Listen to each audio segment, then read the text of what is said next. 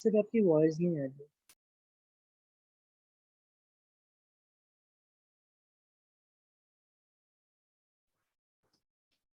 Mute था भाई, mute. हाँ, अभी आवाज आ रही होगी। नमस्कार। Good evening sir. नमस्कार देवी और सज्जनों, नमस्कार। Good evening sir. भाई कहाँ तक पहुंच गए थे, कुछ याद है? डिफरेंट एक्सिस पे जो इमेज बनती है वहां तक। बोले तो थोड़ा स्लो ही चल रहे हैं ऑप्टिक्स में, क्योंकि असड़ भसड़ चल रही है, स्कूल का प्रेशर चल रहा है लोगों पे, तो हम भी धीरे धीरे चल रहे हैं। नंबर ऑफ लेक्चर्स दो तीन बढ़ जाएंगे इसमें। बढ़ जाएंगे तो बढ़ जाएंगे, क्या है, कहीं जाना थोड़ी ना है? 2-3 क्लास बाद खत्म हो जाएगा, तो 1 हफ्ता एक्स्ट्रा लग जाएगा। तो हम लोग यहाँ तक पहुंचे हैं, 5 लेक्चर्स हो गए। कुछ क्वेश्चंस कर रहे हैं, आराम आराम से करते चलो, ज्यादा स्ट्रेस नहीं लेना है। लेकिन सवाल जो कर रहे हैं उसको लॉजिकली दिमाग में हिट भी करना चाहिए कि इसमें क्या मेथड लगा दिया। अभी मामला सिंपल चल रहा है। ये जो सवाल है ये ऑलमोस्ट आखिरी क्वेश्चन है हमारे ऑब्जेक्ट इमेज वाला। ऑब्जेक्ट इमेज का सवाल करने के लिए हमने 2 तरीके निकाले हैं। एक तरीका है 1/v + 1/u = 1/f, ये मिरर फॉर्मूला बचपन से पढ़ते आए। दूसरा तरीका न्यूटन फॉर्मूला लगाया, अगर ऑब्जेक्ट डिस्टेंस फोकस से ले और इमेज डिस्टेंस भी फोकस से ले तो x1 × x2 = f² है। और इसमें आपने ऑब्जेक्ट को अगर राइट में रख दिया फोकस के तो इमेज राइट में बना लो, लेफ्ट में तो इसमें साइन कन्वेंशन की भी ज्यादा जरूरत नहीं पड़ती। हालांकि लेफ्ट साइड इसमें भी, यानी रियल वाली साइड नेगेटिव है और वर्चुअल वाली साइड, लेकिन मेजर कहां से कर रहे हैं डिस्टेंस, तो फोकस से लेफ्ट, फोकस से रियल वाली साइड नेगेटिव हो जाएगी और फोकस के राइट वाली साइड पॉजिटिव हो जाएगी। ऐसे करेंगे तो मैग्निफिकेशन का फॉर्मूला भी सही काम करता है, यानी कि मैग्निफिकेशन का फॉर्मूला होता है -f/xo, वैसे होता -f/u-f, तो u-f की जगह ऑब्जेक्ट डिस्टेंस आ गया। तो ऐसे 2 चीजें पकड़नी आपको कि अगर फोकल लेंथ सवाल में दिया है तो फिर ये न्यूटन्स फॉर्मूला बड़ा अच्छा काम करता है, x1 × x2 = f²। स्पीड बड़ी अच्छी आती है क्योंकि सीधा डिवाइड करना है, बस कहानी खत्म। समझ गए क्या? और अगर फोकल लेंथ नहीं दिया है, मतलब सवाल में फोकल लेंथ ही पूछा है, तो फिर न्यूटन्स फॉर्मूला मतलब फिर 1/v + 1/u = 1/f करो, uv/u+v करोगे, अपने आप आंसर सही। जैसे R1 R2 / R1 + R2, सीधा uv/u+v उसमें रखा तो फोकल लेंथ सॉल्व हो जाएगा। बट u और v का वैल्यू हमको चाहिए होगा। कई बार मैग्निफिकेशन से सॉल्व होगा, तो प्रैक्टिस से बहुत सारी चीजें इसमें क्लियर होती जाएंगी। मिरर में मैंने थोड़ा ज्यादा एनर्जी और टाइम लगा दिया, इतना लगाना चाहिए नहीं था। मिरर को 2 से 3 क्लास में ही खत्म करना चाहिए, हमारा 5 क्लास हो गया है। बट ठीक है, ये आखिरी अब ऑलमोस्ट पॉइंट है, हम लोग उसके बाद रिफ्रैक्शन स्टार्ट करेंगे। तो ये है object is placed in front of convex mirror at a distance 50 centimeter. Plane mirror is introduced covering the lower half of convex mirror. If the distance between object and plane mirror is 30 centimeter, it is found that there is no gap between images formed by 2 mirrors. Radius of curvature of convex mirror पूछा है, यानी कि focal length पूछा है। सवाल का photo आपको समझ में थोड़ा थोड़ा आ रहा होगा। पहले लाइन जो लिखा है उसको लिख देते बनाते हैं। बोल रहा है कि ऑब्जेक्ट से 50 सेंटीमीटर पे एक कॉन्वेक्स मिरर है भाई, ऐसा होगा कॉन्वेक्स मिरर। समझ गए क्या? कॉन्वेक्स मिरर ऑब्जेक्ट से 50 सेंटीमीटर पे रख दिया, ये 50 सेंटीमीटर है। फिर बोल रहा है कि a plane mirror is introduce covering lower half of convex mirror at 30 centimetre. Lower half को कवर करते हुए एक ऐसा प्लेन मिरर रखा हमने जो ऑब्जेक्ट से 30 सेंटीमीटर पे हो। यानी कि कितने मिरर हो गए? 2 मिरर हो गए, दोनों अपना अपना इमेज बनाएंगे। प्लेन मिरर अपना बनाएगा, प्लेन मिरर इमेज कहां बनाएगा? अबे ऑब्जेक्ट तो लेफ्ट में रखा ही है, कभी प्लेन मिरर देखे हो कि नहीं? घर पे कौन सा मिरर है? तो तुम सामने खड़े होते हो तो इमेज किधर बनता है? सामने बन जाता है क्या तुम्हारे पीछे? पीछे से झांक रहा होता है कोई इंसान, पीछे पलटते हो तो गायब। वर्चुअल बनेगा सर। तो कहां पे बनेगा? 30 सेंटीमीटर ऑब्जेक्ट इमेज कहां बनेगा? तो मिरर से 30 सेंटीमीटर पीछे बनेगा, यानी इस मिरर से कितना पीछे बनेगा? खेल खत्म हो गया। बोल रहा है कि अगर it is found there is no gap between the images found by 2 mirrors, यानी कि अभी ये प्लेन, इसका कॉन्वेक्स मिरर के बारे में सोचो। कॉन्वेक्स मिरर के सामने ऑब्जेक्ट कहां है? 50 पे इमेज कहां बना रहा है? 10 पे।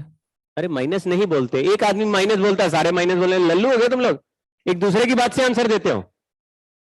हाँ 10 सेंटीमीटर पीछे ये साइड नेगेटिव है, वो पॉजिटिव है। अब तक तो ये समझ जाओ भाई, रियल साइड नेगेटिव है, पीछे वाली पॉजिटिव है, तो v का वैल्यू क्या होगा?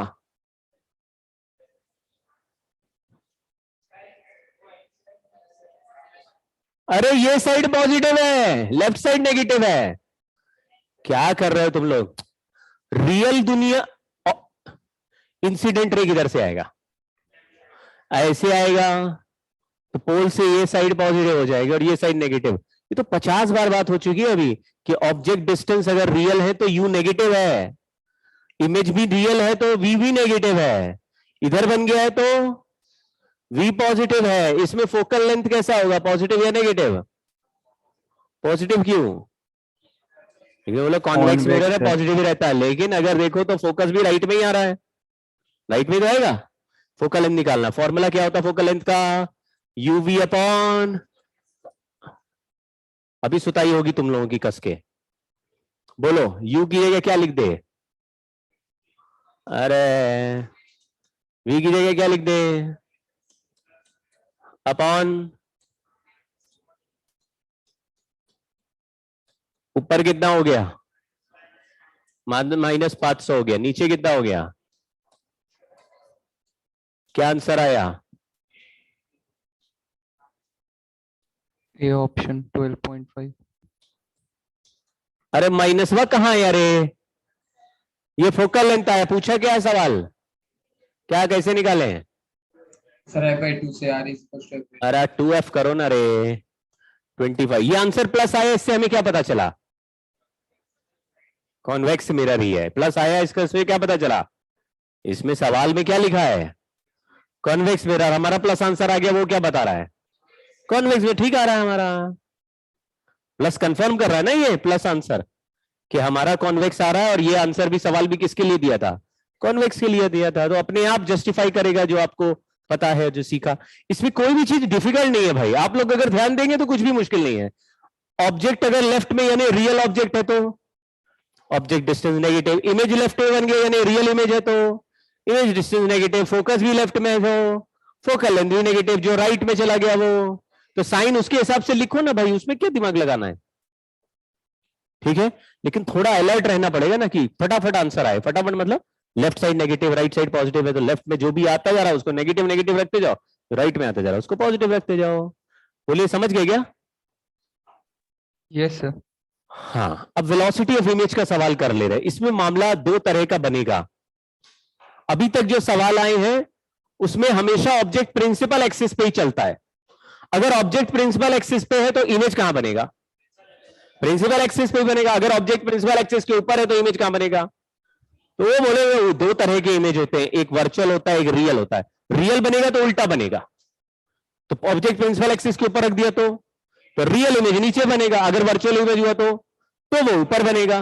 तो दो तरह का, जैसे हम अगर मिरर देखते हैं तो मेरा फेस पीछे दिखता है ना, मिरर के पीछे दिखता है तो उल्टा दिखता है क्या फेस? कैसा दिखता है?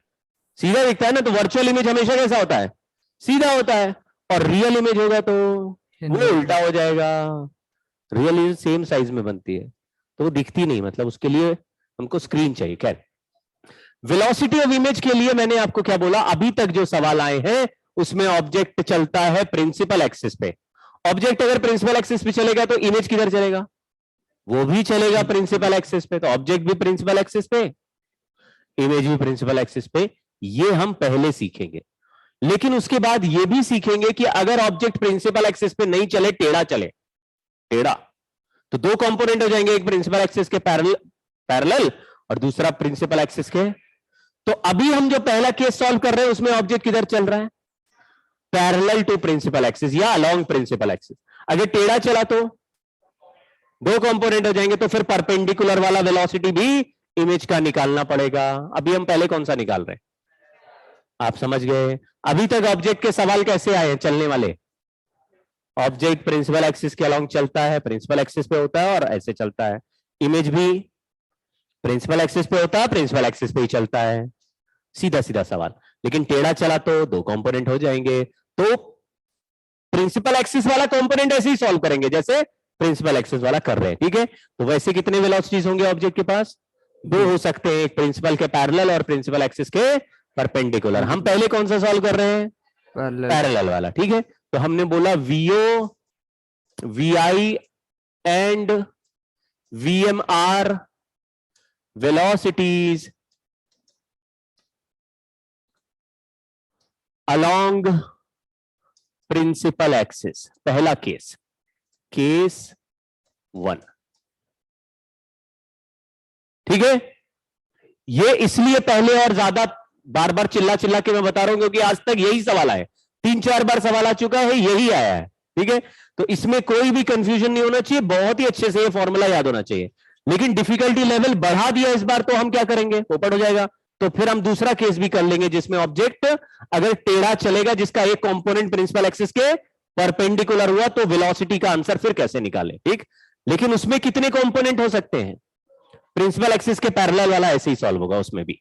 तो VO भी, तो आप देखो, अगर मैंने बोला कोई मिरर है, ऑब्जेक्ट डिस्टेंस को बोल दिया U, लेकिन मिरर भी चल रहा है और ऑब्जेक्ट भी चल रहा है, दोनों किधर चल रहे हैं? प्रिंसिपल एक्सिस के अलोंग। पहचान पा रहे हो? प्रिंसिपल एक्सिस के अलोंग दोनों ऐसे चल रहे हैं। फिर ये पोल है, तो बताओ ये U डिस्टेंस किस वेलोसिटी से चेंज होगा? आप कहेंगे अगर मिरर चलेगा तो भी U डिस्टेंस चेंज होगा और ऑब्जेक्ट चलेगा तो भी U चेंज होगा, दोनों के चलने से ये U वाला डिस्टेंस चेंज होगा, ठीक है। तो मैं क्या करता हूं, दो लोग ना चले और कंफ्यूजन ना बढ़े, उसके लिए मिरर को रोक देता हूं। अब बताइए, what is a method to stop a mirror? Ram Lal mirror पे बैठ गया। अगर मिरर पे बैठ जाए तो मिरर क्या हो जाएगा? अगर मिरर स्टेशनरी हो जाए तो ऑब्जेक्ट का वेलोसिटी ऑब्जेक्ट का नहीं दिखेगा, कौन सा वाला दिखेगा? रिलेटिव वेलोसिटी दिखेगा। उसको क्या बोलेंगे? अभी देखो मैंने क्या कर दिया, मिरर को यहां बैठ के कर दिया मिरर एट रेस्ट, है ना, VM इक्वल टू 0, यानी कि रेस्ट पे आ गया। तो ऑब्जेक्ट का वेलोसिटी हो गया VOM। Yes sir. अब जो ऑब्जेक्ट का डिस्टेंस चेंज होगा वो किस वेलोसिटी से चेंज होगा? क्यों? मिरर की वेलोसिटी से क्यों नहीं चेंज होगा? क्योंकि मिरर रुक गया है, मिरर रुक गया है, अब मिरर नहीं चल रहा, ठीक है। तो ऑब्जेक्ट के चलने से U चेंज होगा। तो हम लिखेंगे VOM is equal to DU by DT। ये कोई समझा क्या? ये क्या है? जितना वेलोसिटी होगा उसी रेट से U चेंज होगा। मुश्किल बात होगी क्या? ठीक है। अब जरा बताइए, क्या आपने ये फॉर्मूला सुना 1/v plus 1/u is equal to 1/f? इसको डिफरेंशिएट कर दे तो dv by v square is equal to minus du by u square, क्योंकि फोकल लेंथ तो चेंज होता नहीं है, ऑब्जेक्ट डिस्टेंस बदलेंगे तो। अब दोनों को dt से भी डिवाइड कर दिया दोनों साइड में, तो dv बाई dt क्या चीज है? नहीं, v वेलोसिटी नहीं है, dv v क्या है? 1/v प्लस 1/u में v क्या है? इमेज का डिस्टेंस। तो dv बाई dt क्या है? Rate of change of image का डिस्टेंस। व्हाट इज इमेज का डिस्टेंस का rate of change? Velocity of image. Correct. ये किसकी वेलोसिटी? dv बाई dt किसकी वेलोसिटी आने वाली है? इमेज। और du बाई dt किसकी वेलोसिटी है? लेकिन ऐसा करते समय हमने मिरर को क्या कर रखा है? रेस्ट, स्टेशनरी कर रखा है, इसलिए हम इसको लिखेंगे VIM। इसका क्या मतलब हुआ? Velocity of image with respect to mirror equal to, इस v स्क्वायर को ऊपर भेजे, minus v square by u square into velocity of object with respect to mirror. आज तक जितने भी सवाल आए उसमें मिरर वैसे ही नहीं चलता था, तो मिरर चलेगा ही नहीं, तो यही वेलोसिटी ऑफ इमेज और यही वेलोसिटी ऑफ ऑब्जेक्ट हो जाएगा। लेकिन अभी के लिए ये याद कर लेना, ठीक है। फिर ये बताओ, वेलोसिटी किसी की भी रिलेटिव वेलोसिटी लिखनी होती है तो कैसे लिखते हैं? Velocity of image minus velocity of mirror minus v square by u square into velocity of object minus velocity of mirror. ये सुना है कभी? रिलेटिव मोशन में पढ़ा था, VAB equal to VA minus VB। VAB is VA minus VB, तो VOM is अब इसमें VO क्या है? ऑब्जेक्ट का वेलोसिटी। VM क्या है? मिरर का वेलोसिटी। VI क्या है? इमेज का वेलोसिटी। VM है मिरर का वेलोसिटी। तो ये दोनों अगर अलग अलग दिए तो इमेज का नेट वेलोसिटी निकल आएगा। तो हमने लिखा velocity of image equal to minus, ये इसको ध्यान से देखना, ये जो चीज है V बाई यू होता था ट्रांसवर्स मैग्निफिकेशन, याद है क्या? तो इसको मैंने लिख दिया है MP स्क्वायर। ये v बाई यू याद है, ट्रांसवर्स मैग्निफिकेशन का फॉर्मूला होता था माइनस v बाई यू, लेकिन स्क्वायर लगा दिया तो माइनस की कोई जरूरत, तो mt अगर पॉजिटिव हो या नेगेटिव हो या mt स्क्वायर ही करेंगे तो उससे फर्क नहीं पड़ेगा कि प्लस है या माइनस है, रियल है या वर्चुअल है, इनटू इसको लिख दिया vo माइनस vm और यहां लिख दिया प्लस vm, इस vm को राइट साइड में लिख, ये हमारा आंसर आ गया। अगर मिरर पहले से ही रेस्ट पे होगा तो vm की जगह क्या लिख देंगे, 0 लिख देंगे, तो हमारा आंसर डायरेक्टली आ जाएगा।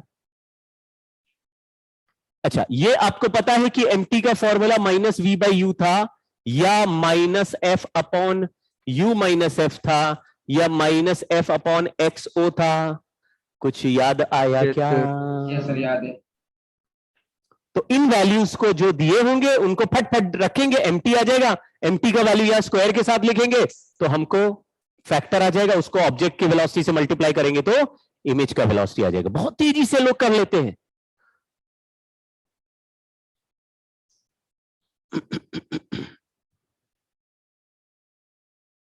और इसमें साइन कन्वेंशन की भी जरूरत नहीं है mt लिखने के लिए, क्यों? क्योंकि mt स्क्वायर है, साइन कुछ भी हो। आपको एक्सओ का मतलब समझ में आ गया है, क्या है?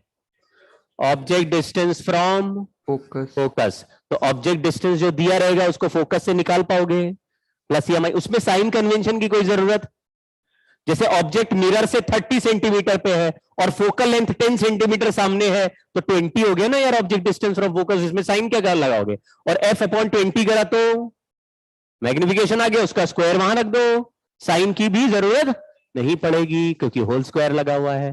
मामला इजी है, अगर थोड़ी स्पीड बनाएंगे तो तुरंत हो जाएगा सवाल। ये जो हम सीख रहे हैं कौन सा वाला है, सारे वेलोसिटीज प्रिंसिपल एक्सिस के पैरेलल हैं, अलोंग प्रिंसिपल एक्सिस हैं। अभी हम वो परपेंडिकुलर वाला केस नहीं कर रहे, अब नेक्स्ट पेज में करते हैं। पहले पेज में ये जो आंसर आ गया इसको दिमाग में रखो। अगर मैं आपसे कहूं याद क्या रखना है, ये वाला याद रख लो या ऐसे कर लो फाइनली कि अगर मिरर रेस्ट पे हो यानी मिरर पहले से ही रुका हो तो velocity of image is minus mt square into velocity of क्या, इसको आप याद करके जाइए, बस ज्यादा झंझटबाजी नहीं। अगर मिरर भी चल गया तो, अभी तो मिरर को रोकना तो हमें आता ही है, मिरर को रोक देंगे फिर निकाल के फिर मिरर में वेलोसिटी ऐड कर देंगे, क्यों भाई?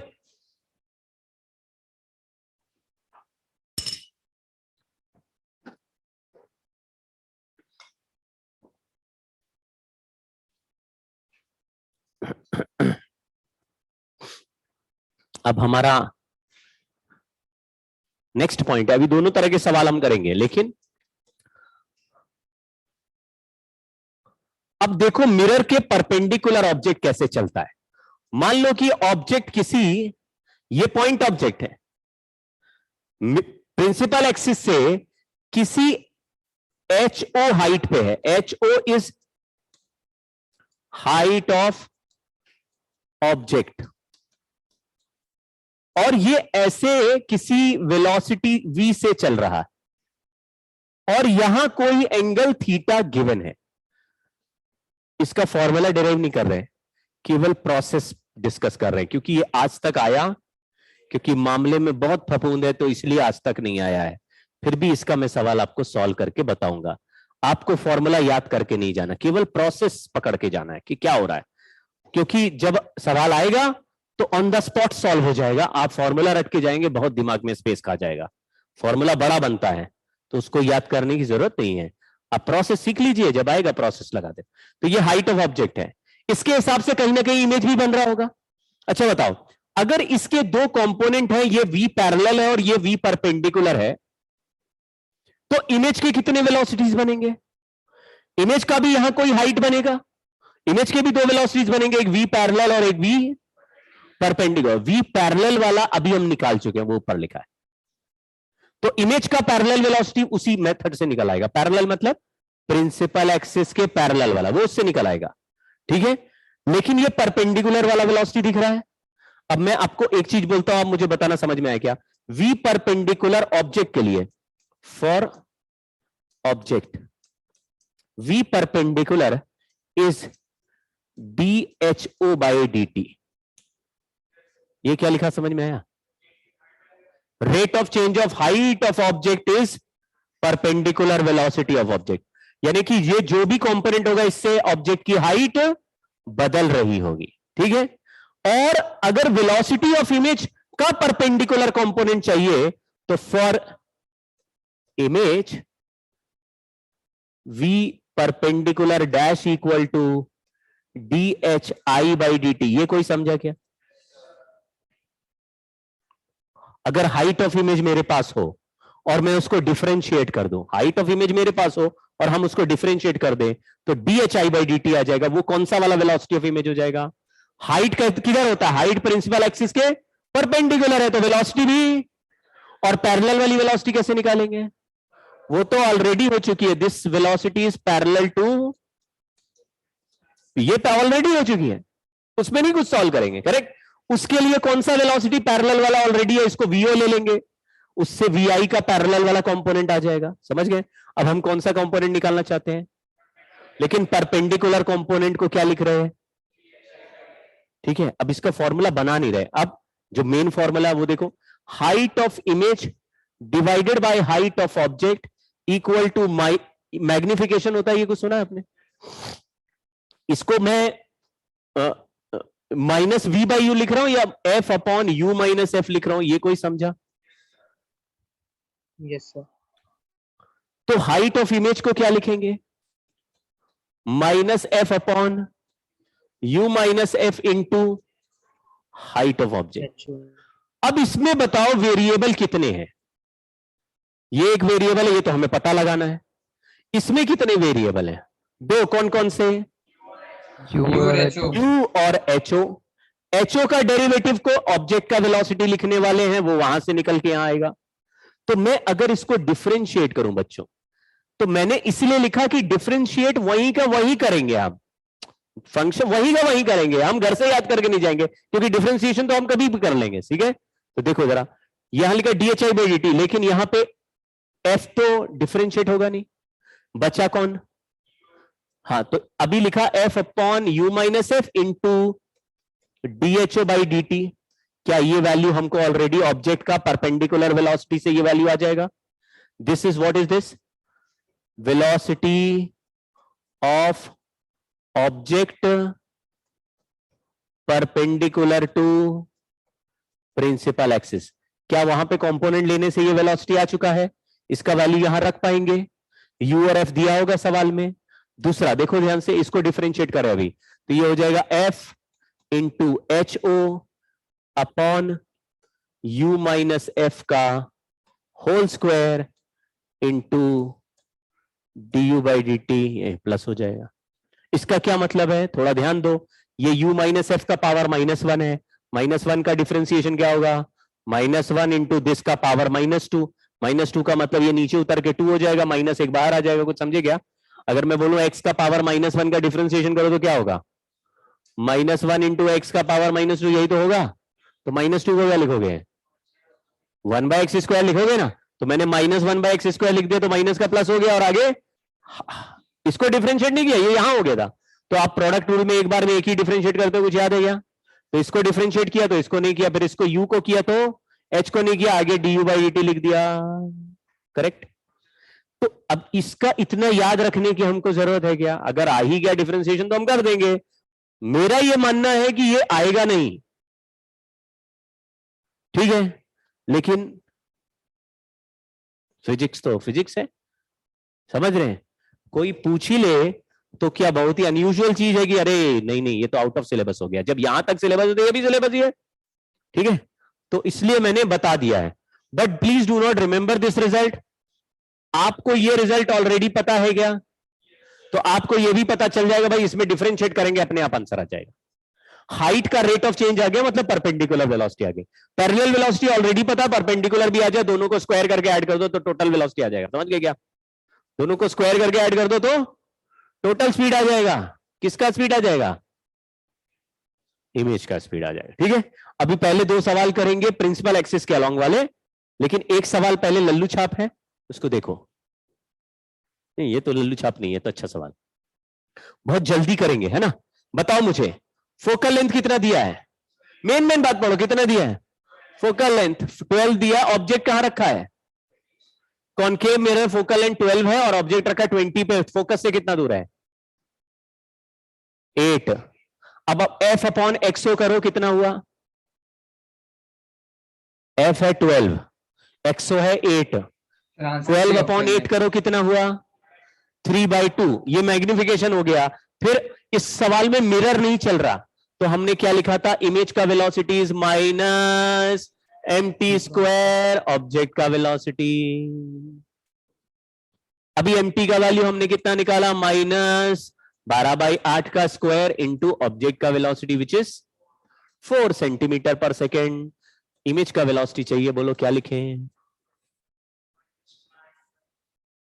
तो सी ऑप्शन है क्या, -9 सेंटीमीटर पर सेकेंड आ गया, इसका मतलब क्या हुआ, अरे 9/4 से 4 काटोगे नहीं, 9/4 और फिर 4 काट दिया, तो कितना आंसर आया, -9 किधर की तरफ होगा, ये माइनस बोल रहा, माइनस के मतलब किधर हो गया, देखो माइनस का मतलब लेफ्ट होता है, माइनस का मतलब लेफ्ट होता है, ठीक है, बट आंसर में दिया away from mirror toward the mirror. बताओ मुझे ये ऑब्जेक्ट कहां पे रखा है, ये ऑब्जेक्ट कहां रखा है, हाँ मतलब कहां पे है, ये F होता है, ये C होता है, ये P होता है, ऑब्जेक्ट कहां रखा है, ये 12 है, ये 24 है, ये ऑब्जेक्ट कहां रखा है लल्लू लोगों, यहां रखा है C और P के बीच में, तो इमेज कहां बनेगा, C और इंफिनिटी के बीच में, समझ गए क्या। अब ऑब्जेक्ट किधर आ रहा है, राइट में, हमारा आंसर क्या आ रहा है, देखो लिखा होगा ना टूवर्ड्स द मिरर, ऐसा लिखा है क्या, moving along principal axis focal end towards it, तो ऑब्जेक्ट चल रहा है मिरर की तरफ, तो ये एरो कैसा है, राइट है कि लेफ्ट है, राइट एरो को हम क्या लेते हैं, तो हमारा इसमें +4 लिखा तो आंसर माइनस आया, माइनस क्या बोल रहा है, अवे, अवे मतलब लेफ्ट में, और ऑब्जेक्ट का इमेज यहां बन रहा है, इसलिए लेफ्ट का मतलब अवे फ्रॉम द मिरर हो गया, तो कौन सा ऑप्शन सही है, देखो आप समझना, अवे माइनस से नहीं पता चला, अवे पता चला कि ऑब्जेक्ट का इमेज लेफ्ट में बन रहा है और लेफ्ट में ही इमेज का वेलोसिटी। देखो मान लो ऑब्जेक्ट यहां रखा होता, मान लो ऑब्जेक्ट यहां रखा होता तो इमेज यहां बन रहा होता, ऐसे में ऑब्जेक्ट को इधर चलाओगे, किधर, मिरर की तरफ, तो ऑब्जेक्ट का वेलोसिटी का साइन पॉजिटिव आएगा, इमेज के वेलोसिटी का साइन नेगेटिव आएगा, तो ऑब्जेक्ट राइट में चलता दिखेगा और इमेज लेफ्ट में चलता दिखेगा, लेकिन ये वाला इमेज मिरर के तरफ आ रहा है, समझे क्या, ये टूवर्ड्स द मिरर है, इसमें भी लेफ्ट आ रहा है, लेकिन ये वाला left away from the mirror, इधर भी, समझ गए क्या, ऑब्जेक्ट अगर राइट में चलेगा तो इमेज हमेशा लेफ्ट में चलेगा, ऑब्जेक्ट अगर राइट में चलेगा इमेज हमेशा, आप फिर से सुनो, यहां पे क्या लिखा है, ये क्या है, स्क्वायर है, स्क्वायर नंबर कभी भी नेगेटिव नहीं होते, यहां माइनस लगा मतलब ये आंसर में हमेशा माइनस मल्टीप्लाई हो जाएगा, तो ऑब्जेक्ट का वेलोसिटी प्लस लिखेंगे तो इमेज का माइनस आएगा, अगर ऑब्जेक्ट का वेलोसिटी प्लस लिखेंगे तो इमेज का वेलोसिटी हमेशा, यानी ऑब्जेक्ट अगर राइट में चलेगा तो इमेज हमेशा लेफ्ट में चलेगा, लेकिन हाँ लेफ्ट अगर इधर है और लेफ्ट में जा रहा है तो मिरर से दूर जाएगा, अगर मिरर के पीछे है और लेफ्ट में आ रहा है तो दोनों ऑप्शन में आपको थोड़ा समझना पड़ेगा कि इमेज बन किधर है, आंसर तो नेगेटिव आ रहा है, नेगेटिव क्या बोलता है, ऑब्जेक्ट का अपोजिट, ऑब्जेक्ट अगर अवे जाएगा तो, ऑब्जेक्ट अगर अवे जाएगा तो अभी मिरर की इमेज किधर जाएगा हमें नहीं पता, लेकिन ऑब्जेक्ट अगर लेफ्ट में जाएगा तो इमेज राइट में जाएगा, अब ये राइट वाला मिरर की तरफ जाएगा या राइट वाला मिरर से दूर जाएगा, वो आपको ऑब्जेक्ट का इमेज कहां बन रहा है उससे जज करके पता चलेगा, समझे क्या, यानी माइनस से आंसर का साइन नहीं बोल रहे कि अवे बोल दो, ये तो तब बोल रहे हैं क्योंकि रियल ऑब्जेक्ट का रियल इमेज बना है सेम साइड में, तो एक राइट चलेगा दूसरा लेफ्ट चलेगा तो दूर जाएगा, एक पास आएगा तो दूसरा दूर जाएगा, लेकिन पीछे बनता होता तो ये पास आता वो भी पास आ जाता, जैसे प्लेन मिरर में होता है, प्लेन मिरर में ऑब्जेक्ट किधर, सॉरी इमेज किधर बनता है, पीछे बन रहा है, हम मिरर के पास आते हैं तो इमेज भी पास आता है, दोनों सेम डायरेक्शन में चलते क्या? अपोजिट में चल रहे हैं फिर भी दोनों पास आ रहे हैं, लेकिन इसमें रियल ऑब्जेक्ट और रियल इमेज हो तो एक पास आएगा तो दूसरा दूर जाएगा। का आप थोड़ा समझो, ठीक है। चलिए देखो इस सवाल में क्या कर दिया, इसमें ऑब्जेक्ट 37 डिग्री पे चला दिया है, और 37 पे चला दिया तो यहां दो कंपोनेंट बना देंगे। कौन कौन से? तो कॉस कंपोनेंट कितना हो जाएगा? 5 cos 37 कितना होता है? 4। और साइन 37 3। तो यहां पर वेलोसिटी कितना हो गया? यहां कितना हो गया? 3 सेंटीमीटर पर सेकेंड, 4 सेंटीमीटर पर सेकेंड। फोकल लेंथ 12 दिया हुआ है, यानी कि ऑब्जेक्ट 20 पे रखा है, तो फोकस से कितना दूर है?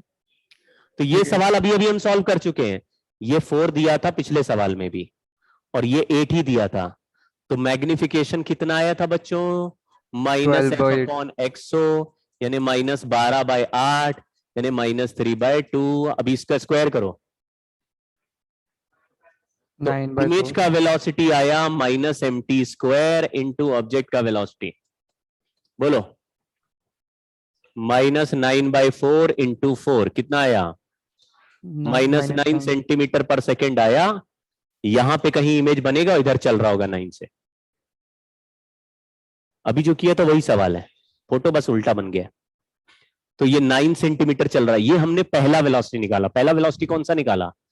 प्रिंसिपल एक्सिस के पैरेलल वाला। वो उसका फॉर्मूला वही है, वो तो पहले वाले मेथड से ही आएगा। लेकिन अभी ऑब्जेक्ट परपेंडिकुलर भी, लेकिन अभी ऑब्जेक्ट है कहां? है प्रिंसिपल एक्सिस पे, लेकिन चल रहा है क्या परपेंडिकुलर? नहीं चल रहा। यस सर चल रहा है। अरे परपेंडिकुलर कंपोनेंट वह है कि नहीं? ये तो सॉल्व हो गया बच्ची। अब इसके बारे में बोलो, ये दिया हुआ है कि नहीं दिया हुआ है? दिया हुआ है, ठीक है।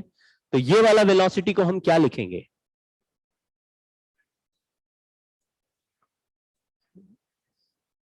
करेक्ट? यस अब सर। मुझे बताओ, height of image equal to, बोलो, -f upon u -f into height of object. Object. अब थोड़ा ध्यान देना, और चालाक रहोगे तो सॉल्व कम करना पड़ेगा। लल्लू छाप करोगे तो सॉल्विंग में कंफ्यूजन ज्यादा होगा। तो मैंने चालाकी क्या दिखाई, मुझे मतलब क्या पता चल गया कि ये u को डिफरेंशिएट करने की जरूरत नहीं है। क्यों? क्योंकि u को डिफरेंशिएट करेंगे तो ho मल्टीप्लाई करना पड़ेगा, और ho का वैल्यू 0 दिया है इसमें। बोलो ho क्या होता है? Yes sir. Height of object अभी कितना दिया हुआ है? 0। ऑब्जेक्ट प्रिंसिपल एक्सिस बैठा तो कितनी हाइट पर है? तो अभी देखो, आपको याद है क्या, दो डिफरेंशिएशन कर रहे थे। u को करते थे तो हाइट को नहीं करते थे, हाइट को डिफरेंशिएट करते थे तो u को नहीं करते थे। अभी हम u को करने वाला डिफरेंशिएशन वाला टर्म लिख ही नहीं रहे। क्यों? हाइट 0। क्योंकि u को डिफरेंशिएट करोगे तो आएगा, लेकिन हाइट तो 0 मल्टीप्लाई करना पड़ेगा। आप किसी भी नंबर में 0 मल्टीप्लाई कर दिया तो 0 हो जाएगा। समझ गए क्या? वैल्यू 0 रखोगे तो 0 आ जाएगा। क्या दूसरा डिफरेंशिएशन करना चाहिए? तो देखो मैंने क्या लिखा, dhi/dt equal to -f upon u minus f। अब इसको डिफरेंशिएट नहीं किया, इंटू dho/dt की जगह क्या लिख देंगे? बहुत अच्छे, इसको 3 लिख देंगे, इसको 3 लिख देंगे। ऊपर की तरफ है तो +3 लिख देंगे। समझ गए क्या? और इसका वैल्यू निकाल पाएंगे, अभी अभी निकाल दिया इसका वैल्यू। इसका वैल्यू ऑलरेडी हमारे पास है, कितना? -3/2 इंटू, तो dhi/dt आ गया 9/2। चलो माइनस, माइनस का मतलब ऊपर या नीचे? तो प्लस तो ऊपर था, ये तो प्लस था, ऊपर वाला प्लस है, हमारा आंसर माइनस आ रहा है। तो नीचे वर्चुअल इमेज बनेगा, मतलब सॉरी रियल इमेज बनेगा, ऊपर का इमेज नीचे बनेगा। तो ऑब्जेक्ट ऊपर जाएगा तो इमेज नीचे जाएगा, ऑब्जेक्ट ऊपर जाएगा तो इमेज नीचे, क्योंकि ऊपर का इमेज नीचे बन रहा है। तो ऑब्जेक्ट जितना ऊपर जाएगा इमेज उसी हिसाब से नीचे गड्ढे में घुसता जाएगा। चलिए, तो ये हमारा आंसर सेंटीमीटर पर सेकंड में आ गया। दो आंसर आ गए, एक परपेंडिकुलर टू प्रिंसिपल एक्सिस और एक पैरेलल टू प्रिंसिपल एक्सिस। अब बोलो क्या करें टोटल वेलोसिटी के लिए? Resultant √a² plus b²।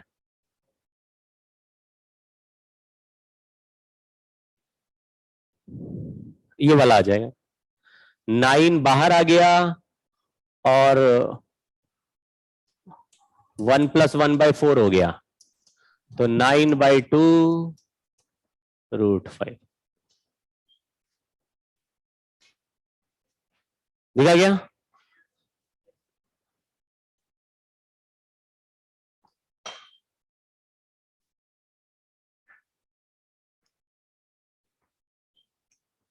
बच्ची क्या कर रही हो? पढ़ रही हो? ये पढ़ लो, यही पढ़ रही हो हैं? लगा नहीं? ये नोट कर रही हो? ये नोट कर रही हो हैं?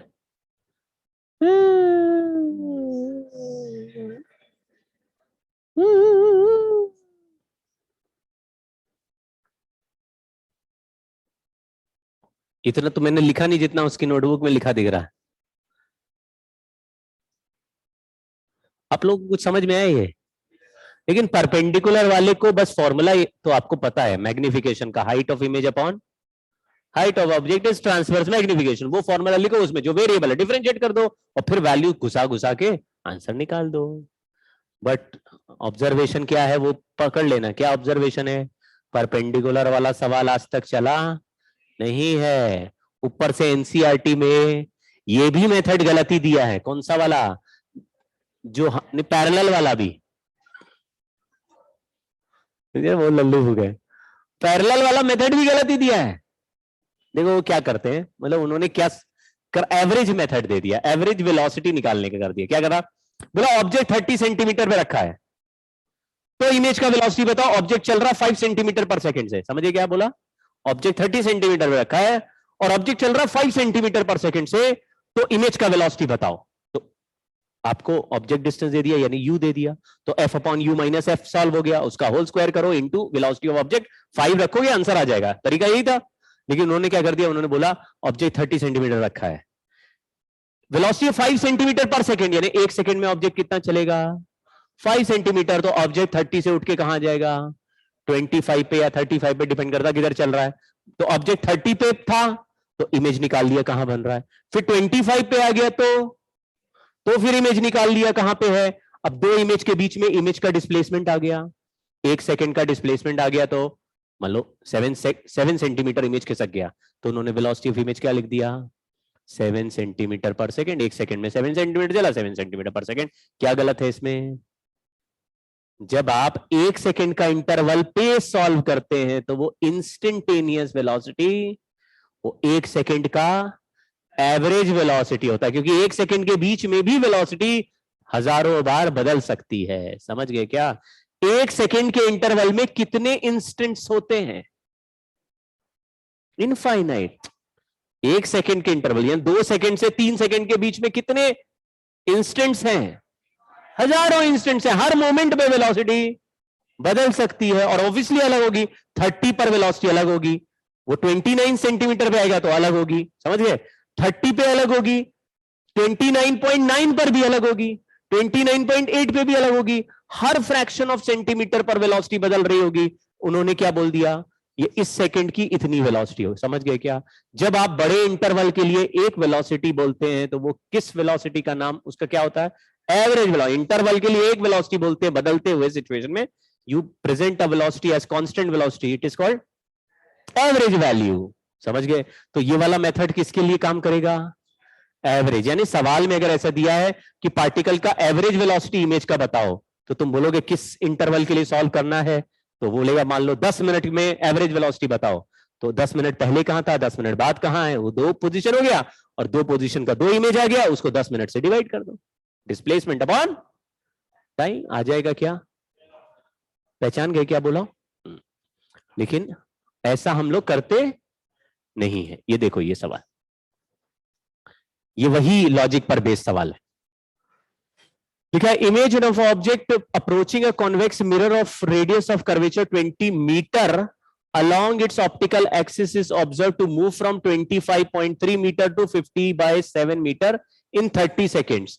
What is the speed of object in kilometer per hour? ये इमेज का वेलोसिटी दिया है, हमको किसका वेलोसिटी बताना है? हाँ, इमेज यहां से यहां खिसक गया तो ऑब्जेक्ट का वेलोसिटी क्या है, समझ गए? इमेज पहले कहां पे बन रहा था और फिर कहां पे आ गया, तो इमेज कितना खिसक गया ये समझ में आ रहा है। पहले वाले इमेज के करस्पॉन्डिंग ऑब्जेक्ट निकाल लोगे, पहले वाले इमेज के करस्पॉन्डिंग ऑब्जेक्ट निकाल लोगे, दूसरे वाले इमेज के करस्पॉन्डिंग ऑब्जेक्ट निकाल लोगे, ऑब्जेक्ट डिस्टेंस, तो ऑब्जेक्ट का डिस्टेंस में क्या चेंज आया वो आ जाएगा, और डिस्प्लेसमेंट अपॉन टाइम कर देंगे तो वेलोसिटी आ जाएगा, समझ गए? बट वो एवरेज वेलोसिटी होगा, ये भी एवरेज वेलोसिटी, करेक्ट है? तो क्या करना चाहिए, देखो ऑब्जेक्ट और इमेज रिवर्सिबल होते हैं, यानी कि आपकी मर्जी है, आप इसको ऑब्जेक्ट डिस्टेंस मान लो, उसको इमेज मान लो, इसको इमेज मान लो, उसको ऑब्जेक्ट मान लो। तो हमारा अगर हम u का वैल्यू निकाले तो vf upon v minus F. Object real है, इमेज भी नहीं, ऑब्जेक्ट इमेज वर्चुअल है, पीछे बन रहा है, और फोकल लेंथ भी पॉजिटिव है, तो v का वैल्यू बोलो 25/3 इंटू 20 अपॉन 25/3 माइनस 20। सर 20 तो वो है रेडियस ऑफ कर्वेचर। अच्छा, रेडियस ऑफ कर्वेचर दिया है, ये लो, अब ठीक है, हाँ अब ठीक। तो फिर हमारा ऊपर वाला टर्म आया 500/6 और नीचे वाला टर्म आया -10/6। 6 से 6 कैंसिल हो गया, 5 से, तो आ गया -50। ये हो गया u1 यानी ऑब्जेक्ट का पहला पोजीशन। फिर दूसरा position u is equal to vf upon v minus f. v की जगह लिख दिया 50/7 इंटू 10 डिवाइडेड बाय 50/7 माइनस 10। तो यहां पे 500/7 और यहां पे कितना हुआ 20/7, क्यों भाई, -20/7। तो 0 काट दिया, 7 से 7 काट दिया, तो ये आया -25। यानी ऑब्जेक्ट 50 सेंटीमीटर वाले डिस्टेंस से खिसक के 25 वाले डिस्टेंस पे आ गया है। कितना चला ऑब्जेक्ट, तो ऑब्जेक्ट का डिस्टेंस हो गया 25 मीटर का, कितने सेकंड में, 30 सेकंड। तो हमारा किलोमीटर पर आवर में पूछा है, तो हम 5/18 कर उल्टा कर दे क्या, 18/5 कर देते हैं। ये आ गया वेलोसिटी ऑफ ऑब्जेक्ट। 5 से 5 काटा, ये 5 हो गया, 6 से 3 किया और ये 10 कर दिया।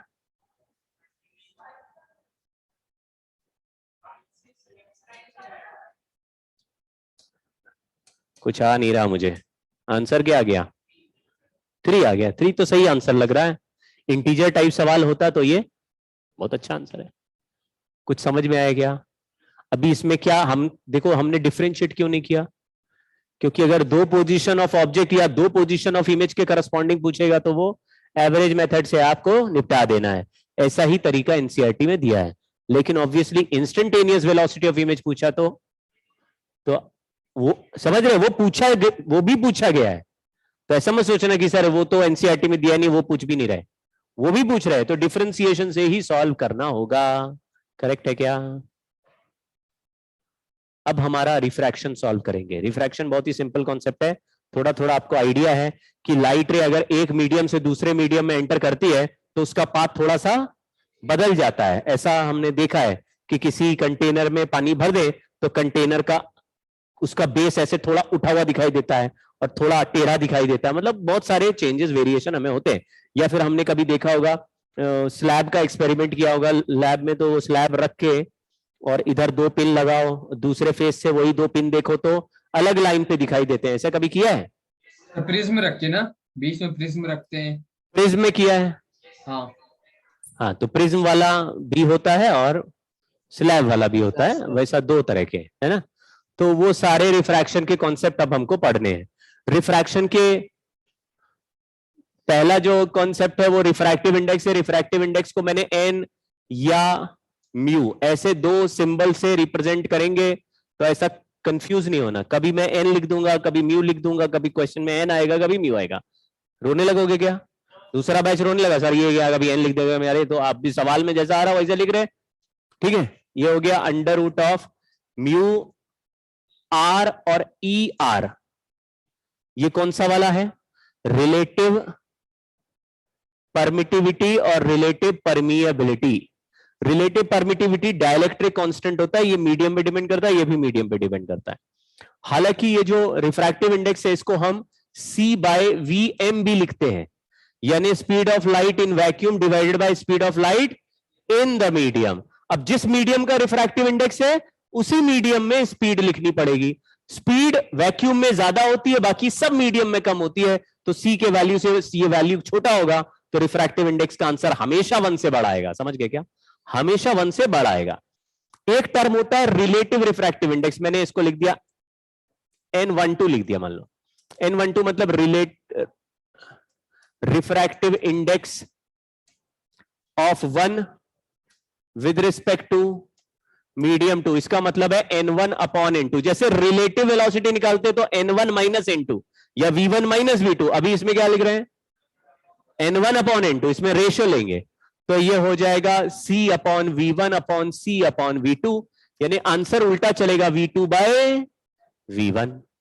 तो जिस मीडियम में ज्यादा स्पीड होगी उसका रिफ्रैक्टिव इंडेक्स कम होगा, जिसमें स्पीड कम होगी उसका रिफ्रैक्टिव इंडेक्स ज्यादा होगा। N1 bye 2 relative refractive index. ठीक है, अगर रिलेटिव रिफ्रैक्टिव इंडेक्स का आंसर कुछ भी आ सकता है, 1 से बड़ा भी आ सकता है 1 से। अगर डेंसर मीडियम से डिवाइड करोगे रेयरर मीडियम को तो डिनोमिनेटर बड़ा हो जाएगा, न्यूमरेटर छोटा हो जाएगा, तो ये लेस देन 1 आंसर आएगा। तो अगर कोई बोलता है relative refractive index of medium is 0.9, इसका मतलब है किसके रिलेटिव है? उससे रेयरर मीडियम है ये। तो डेंसर मीडियम के रिफ्रैक्टिव इंडेक्स हमेशा 1 से बड़े दिखेंगे और relative refractive index rarer medium के 1 से छोटे दिखेंगे। लेकिन ये वाले जो टर्म है ये एब्सोल्यूट रिफ्रैक्टिव इंडेक्स है, मतलब ये वैक्यूम के रिलेटिव है। तो फिर से सुनना, अगर वैक्यूम में स्पीड ऑफ लाइट C है तो बाकी किसी भी मीडियम में स्पीड ऑफ लाइट हमेशा C से कम होगी, तो सबका रिफ्रैक्टिव इंडेक्स 1 से बड़ा आएगा, C upon less than C। अब अरे कवन, किसी का 1.1 है, किसी का 1.2 है, किसी का 1.3 है, किसी का 1.4 है, लेकिन तुमने बोला 1.4 का रिफ्रैक्टिव इंडेक्स 1.3 के रिस्पेक्ट में बताओ, तो 1.4 अपॉन 1.3 कर दो। समझ गए क्या? 1.3 वाले का 1.4 के रिस्पेक्ट में बताओ तो 1.3 अपॉन 1.4 कर दो। अब कुछ भी आंसर आ सकता है, समझे क्या? दो मीडियम का आपस का रिलेटिव रिफ्रैक्टिव इंडेक्स निकालना है तो जिसका निकालना है उसको ऊपर रखो, जिसके रिलेटिव निकालना है उसको समझ गए? ग्लास का रिफ्रैक्टिव इंडेक्स वाटर के रिस्पेक्ट में बताओ, ऊपर ग्लास नीचे वाटर, लिखो ना रिफ्रैक्टिव इंडेक्स, कहानी खत्म। कंफ्यूज हो गए क्या? ठीक है, ये बात समझ गए? रिफ्रैक्टिव इंडेक्स का एक फॉर्मूला और है, A plus b by lambda square, इसको कॉचीज फॉर्मूला कहते थे। ये फॉर्मूला क्या बताता है कि किसी भी मीडियम का एक रिफ्रैक्टिव इंडेक्स नहीं होता, वो जो लाइट रे आ रही है उसके वेवलेंथ के हिसाब से चेंज होता है। हमारे पास विजिबल लाइट में 7 डिफरेंट कलर के वेव्स हैं, या 400 से 700, 400 नैनोमीटर टू 700 वाला लल्लू वेव है, वो रेड वाला है। लल्लू मतलब ढीला है, ढीला मतलब थका हुआ, थका हुआ मतलब कम एनर्जी का है। और जो वो जो ब्लू वाला है, वॉयलेट वाला, वो ज्यादा एनर्जी का है, उसका लाइट ज्यादा गर्म होगा, उसमें ज्यादा एनर्जी है। कौन सा वाला? ब्लू वाला। तो ब्लू वाला खतरनाक है और रेड वाला सबसे थका हुआ है, सबसे एनर्जेटिक, लीस्ट एनर्जी। रेड है लीस्ट एनर्जी, सबसे ज्यादा वेवलेंथ है, सबसे कम एनर्जी। ब्लू वाले का सबसे कम वेवलेंथ है, सबसे ज्यादा एनर्जी है। ठीक है, तो रेड वाला जब मीडियम में घुसेगा तो मीडियम भी उसके लिए थकेला मीडियम की तरह काम करेगा, मतलब मीडियम का रिफ्रैक्टिव इंडेक्स कम रहेगा। और ब्लू वाला घुसेगा तो ब्लू के लिए सेम मीडियम का रिफ्रैक्टिव इंडेक्स ज्यादा रहेगा, ज्यादा एनर्जी वाली लाइट रे टकराएगी, मीडियम ज्यादा रिएक्ट करेगा। समझे क्या? जैसे ज्यादा चार्ज रखते हैं तो इंडक्शन ऑफ चार्ज स्ट्रॉन्गर होता है, और छोटा चार्ज रखते हैं तो इंडक्शन भी वीक होता है। समझ गए ना? ये वैल्यू बदलते हैं मीडियम के। चुप। सर हाँ सर, ये जो आप एक फॉर्मूला लिखे रिफ्रैक्टिव इंडेक्स का कि A plus b upon lambda square plus C upon lambda की पावर 4 होगी ना उसके बाद? बस इतना ही छोड़ के रख देते हैं, आगे भी होता है। सर पर उसकी जो पावर रहती है वो इवन में ही रहती है ना? हाँ, ओके सर। तो ए और बी क्या है, कोई कांस्टेंट है, लैम्डा क्या है, wavelength of light which is going into the medium. Wavelength ये वैक्यूम वाला है, इसमें कौन सा वेवलेंथ रखते हैं, जैसे 400 टू 700 ये वैक्यूम में वेवलेंथ है लाइट का, ठीक है। ऑप्टिकल पाथ किसको कहते हैं, इसके लिए भी एक कॉन्सेप्ट बताता हूं, हालांकि वेव ऑप्टिक्स में ये कॉन्सेप्ट ज्यादा फेमस है, लेकिन यहां ही समझ लेते हैं। हमने क्या सोचा कि लाइट रे को किसी ऐसे रिफ्रैक्टिव इंडेक्स के मीडियम में हमने भेजा जिसका रिफ्रैक्टिव इंडेक्स म्यू है, और बाहर का रिफ्रैक्टिव इंडेक्स 1 है, मतलब बार बार वैक्यूम है, और ये स्लैब है, मान लो ग्लास की स्लैब है, इसमें लाइट रे भेजेंगे तो लाइट रे एंटर करेगा, कभी ना कभी बाहर आएगा, बोलो नहीं आएगा, कभी बाहर आएगा, इधर से भेजा उधर से बाहर। तो मान लो इस स्लैब का थिकनेस x है, तो मैंने बोला यहां से यहां तक पहुंचने में लाइट रे को कितना टाइम लगेगा, तो टाइम टू क्रॉस बता सकते हो, टाइम टू क्रॉस, बोलो भाई, डिस्टेंस x चला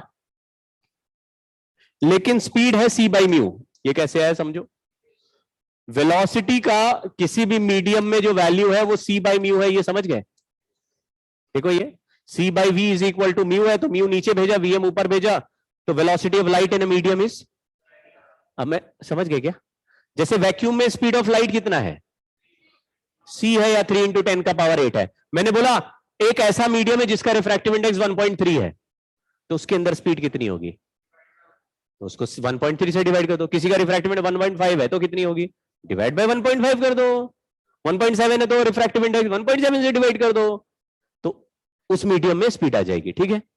यहां पे कितना स्पीड रिफ्रैक्टिव इंडेक्स लिखा है म्यू, तो इसके अंदर लाइट की स्पीड कितनी है, तो यहां से यहां पहुंचने में लाइट को कितना टाइम लगा, x upon c by mu, ये म्यू ऊपर भेज दिया तो ये कितना दिखा, इसका किसी ने लॉजिक बताया, मतलब ऐसे सोचा कि इसका मतलब है अगर हम ये मान ले थोड़ी देर के लिए कि अंदर स्पीड ऑफ लाइट चेंज नहीं होती, क्योंकि मीडियम के अंदर लाइट चेंज हो रही है, स्पीड या नहीं हो रही हमें नहीं पता, लेकिन ये जितनी देर में इसको वैक्यूम को क्रॉस करना चाहिए उतनी देर में क्रॉस नहीं करता, उससे थोड़ा ज्यादा टाइम लेता है, तो हम ये मान के चलते अंदर घुसने पे स्पीड क्या हो गई होगी, धीरे चल रहा होगा तभी ज्यादा टाइम लिया है।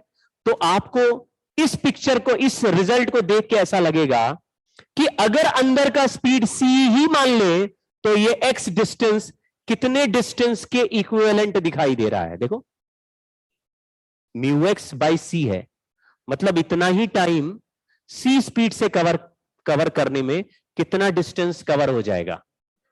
फिर से सुनो, अगर अंदर का स्पीड c ही मान लिया जाए तो ये x डिस्टेंस इफेक्टिवली कितने डिस्टेंस की तरह बिहेव कर रहा है, म्यू एक्स की तरह बिहेव कर रहा है, नहीं समझ में आ रहा, एक बार समझो फिर से। मान लीजिए एक रूम ऐसा है जिसकी लंबाई 10 मीटर की है, 10 मीटर की है, इसमें तुम भागते हुए आ रहे हो 2 मीटर पर सेकंड से, तो इस तरफ कितने देर में तुम्हें बाहर आ जाना चाहिए, कितनी देर में बाहर आ जाना चाहिए, 5 सेकंड में बाहर आ जाना चाहिए, आ जाना चाहिए कि नहीं आ जाना चाहिए, लेकिन अंदर घुसते ही तुम्हारे टांग पे किसी ने जोर से डंडा मारा और तुम लंगड़ाने लगे, और अंदर लंगड़ाते लंगड़ाते मान लो 1 मीटर पर सेकंड से चल रहे हो अंदर, तुम घुसे थे दरवाजे में 2 मीटर पर सेकंड, तो बाहर की जनता क्या बोल रही है, लड़का 2 से भाग रहा है, उस दरवाजे से 5 सेकंड में बाहर निकलेगा, सब उधर तुम्हारा वेट कर रहे हैं, ऐसे देख रहे हैं कि क्या हुआ, लेकिन तुम्हारे डंडा पड़ गया और तुम चल रहे हो कितने से, 1 से, अभी लगड़ाते लगड़ाते चल रहे हो, तो तुम 5 सेकंड में बाहर निकलोगे क्या, बाहर 10 सेकंड में निकले, तो तुमसे किसी ने पूछा भाई इतनी देर में क्यों, तुम लग रहा धीरे धीरे चल रहे थे, तो तुमने झूठ बोल दिया, तुमने बोला अरे नहीं हम भग तो बहुत तेज रहे थे, जितना बाहर भग रहे थे उतने ही भग रहे थे, लेकिन क्या है ये कमरा ऐसा ऐसा बना हुआ था, मतलब तुमको बाहर से दिख रहा है कि यहां से यहां क्रॉस करना है, लेकिन अंदर रास्ता क्या था, लंबा था, समझ गए क्या, दर्द पैर में हो रहा है, लेकिन क्या बोल दिया उसने, कोई चोट वोट, अपने को कुछ नहीं, अपन तो मजबूत हैं, लेकिन बाहर से लल्लू बना रहे हैं, अंदर ऐसे ऐसे रास्ता बना रखा है, पूरा ऐसे जलेबी बना के घूम के निकाला, तो हमको टाइम ज्यादा लग गया, कुछ सेंस बन रहा है क्या बोल रहा हूं, तो कोई बोलेगा अरे बाहर से पाथ कितने का दिख रहा है, लेकिन तुम 2 मीटर पर सेकंड से चलते हुए घुसे और 10 सेकंड में बाहर आए, तो अंदर का असली रास्ता कितने लेंथ का रहा होगा। अब ये समझिए ना, कमरा पूरा बंद है तो किसी को पता नहीं चल रहा है कि अंदर का रास्ता लंबा है कि अंदर पैर में डंडा पड़ा, समझ गए। तो जिसको जो मानना मान ले, आउटकम तो सेम ही दिखेगा। अगर कोई मान लेता है कि तुम्हारी स्पीड अंदर सेम है लेकिन रास्ता इफेक्टिवली लंबा है, क्या यह बात भी हमारे आंसर को जस्टिफाई कर देगी कि भाई 10 मीटर का रास्ता नहीं है 20 मीटर का रास्ता हुआ और तुम 2 मीटर पर सेकंड से चलोगे तो कितना टाइम लगेगा, 10 सेकंड बाद ही बाहर आओगे। तो क्या यह बात हमारे मतलब किसी को अगर कोई बोले ऐसा कि भाई रास्ता अंदर लंबा था, बाहर से ऐसा लग रहा है अंदर गोल है, तो बोलेगा हाँ इसीलिए टाइम ज्यादा लगा। और कोई दूसरा बोल रहा है कि भाई स्पीड अंदर कम होती है, अंदर लोग रोक रहे हैं, अंदर बहुत भीड़ थी, क्रॉस नहीं कर पा रहे आराम से, समझ गए क्या। तो ऐसे धक्का हटा हटा के लोगों को घुस के निकले तो अंदर की स्पीड अलग हो गई, टाइम ज्यादा लग गया, समझे क्या। तो हम दूसरा लॉजिक अगर बना के चले कि अगर इसको ये मान लिया जाए कि स्पीड चेंज ही नहीं होती है, तो ये 10 मीटर का डिस्टेंस इफेक्टिवली कितने मीटर के बराबर है, 20 मीटर के नॉर्मल डिस्टेंस के बराबर है, समझ गए क्या। अब इसको इसी हिसाब से सोचो कि अंदर का स्पीड मान लो चेंज नहीं हो तो यही टाइम कितने डिस्टेंस को कवर करने में लगेगा। तो अगर ये स्लैब वैसे तो x थिकनेस की है लेकिन इसको हटा के एयर रख दे तो एयर का इफेक्टिव डिस्टेंस कितना रखना पड़ेगा, क्योंकि एयर में तो स्पीड सी रहती, समझे क्या। तो दिस x डिस्टेंस का slab is equivalent to mu x distance of air, mu x distance of vacuum, समझे क्या। तो कोई बोलता है ये स्लैब को हटा के फेंक दो और इस जगह पर हम वैक्यूम लगा दें, तो वैक्यूम का कितना लेंथ लगाना पड़ेगा so that take same time to cross this vacuum का स्लैब ऑल्सो। तो तुम कहोगे एक्स हटाओ, और क्योंकि वैक्यूम लगाए तो फिर स्पीड सी ही रहेगी, समझ गए क्या। अगर मैं कहता भाई अब ऐसा करो, इसको स्ट्रेच करके कमरा इतना बड़ा बनाओ कि यहां से घुसे यहां से निकले 10 सेकंड में ही, तो तुम्हें 20 मीटर का कमरा लगाना पड़ेगा सीधा। रास्ता ऐसे टेढ़ा मेढ़ा उसको सीधा कर दिया तो कितना लंबा हो जाएगा ये 20 मीटर, समझे क्या। तो हमने इक्विवेलेंसी बना दी, क्या कर दिया कि अगर स्लैब को हटा के बोले ये स्लैब वैक्यूम के कितने मीटर के बराबर है, तो एक्स डिस्टेंस का दिखने वाला स्लैब वैक्यूम के म्यू एक्स मीटर के बराबर हो गया। तो हम ये बोलते हैं actual path travelled by wave कितना बोलेंगे एक्स, लेकिन ऑप्टिकल पाथ समझ गए, ऐसा लगेगा कि ऑप्टिकली ये कितना रास्ता, एक्स कितने रास्ते के इक्विवेलेंट है, तो जो इक्विवेलेंट रास्ता है उसी पाथ को हम क्या बोलने लग रहे हैं अभी। तो कभी भी ऑप्टिकल पाथ पूछा जाए तो पहले देख लो किस मीडियम में चल रहा है, उस मीडियम का रिफ्रैक्टिव इंडेक्स इनटू, बोलो what is actual path x, what is optical path. जो इक्विवेलेंट पाथ है उसको क्या नाम दे दिया है, ऑप्टिकल पाथ। पहचान गए क्या।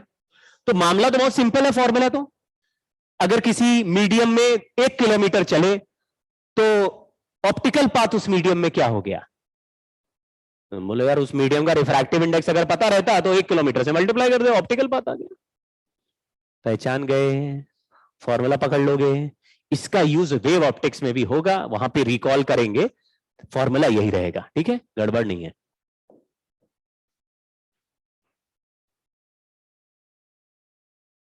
हाँ अब यहां कुछ और आ रहा है, चलिए ये एक आध सवाल है, केवल पढ़ के ऐसे ही आंसर दे दो, मतलब सॉल्व नहीं करना, ऐसे ही बता दो। लाइट का फ्रीक्वेंसी दिया, enters in a medium of refractive index 1.5, medium बदलने से क्या बदलता है, स्पीड ऑफ लाइट बदलता है, और क्या बदलता है, नहीं ऑप्टिक मतलब वेवलेंथ और स्पीड और फ्रीक्वेंसी में से बोलो क्या क्या बदलता है, वेवलेंथ और light, wavelength and velocity, speed. क्या नहीं बदलता, फ्रीक्वेंसी नहीं बदलता। तो बोला वेलोसिटी ऑफ लाइट और वेवलेंथ बताओ, तो वेलोसिटी ऑफ लाइट वैक्यूम में कितना होता है, सी होता है, तो इस मीडियम 1.5 में कितना हो जाएगा, C1 1.5, पहला आंसर आ जाएगा। और दूसरा वेवलेंथ का आंसर कैसे निकालेंगे, ना ए और बी के वैल्यूज नहीं पता, फ्रीक्वेंसी से निकालो। कभी ऐसा सुना है height of equal to frequency into wavelength, बोलो स्पीड का वैल्यू और फ्रीक्वेंसी इस सवाल में दिया है इनटू लैम्डा, लैम्डा निकल आएगा। स्पीड की जगह क्या लिखा है? अगर केवल सी लिखेंगे तो क्या आएगा? हाँ, वेवलेंथ इन वैक्यूम आ जाएगा। सी से सी लिखेंगे तो केवल किसका? अगर वैक्यूम के स्पीड लिखेंगे तो वेवलेंथ भी किसकी आएगी? और इस मीडियम का स्पीड लिखेंगे तो इस मीडियम में वेवलेंथ आएगा। कुछ समझ गए क्या? अलग अलग मीडियम में वेवलेंथ किससे? रिफ्रैक्टिव इंडेक्स से ही डिवाइड हो जाएगा। समझ गए? अगर यही वेव को मीडियम ऑफ रिफ्रैक्टिव इंडेक्स 2 में भेज दे तो, ऐसे मीडियम में जिसका रिफ्रैक्टिव इंडेक्स 2 है तो स्पीड कितना हो जाएगा? c/2। और वेवलेंथ कितना हो जाएगा? जो पहले था उसका लैम्डा बाय 2। वैक्यूम में था λ/2। पहचान गए? Yes sir. हाँ। Ray of light enters a glass slab from air. हवा से ग्लास में घुसा, वेवलेंथ बदल जाएगा कि नहीं? बदल जाएगा। बढ़ जाएगा, घट जाएगा? λ/n हो जाता है। समझ गए क्या? बढ़ जाएगा। Lambda medium equal to lambda air upon refractive index of medium. Air is vacuum, air is vacuum. ठीक है?